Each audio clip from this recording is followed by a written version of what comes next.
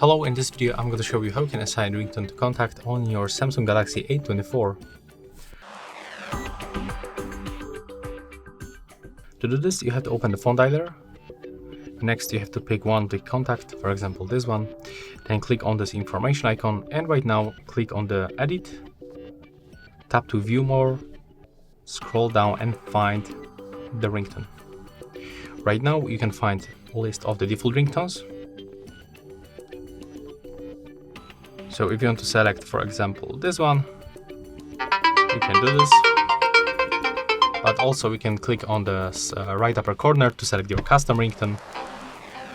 And then you can just go back. And you can select this from the list.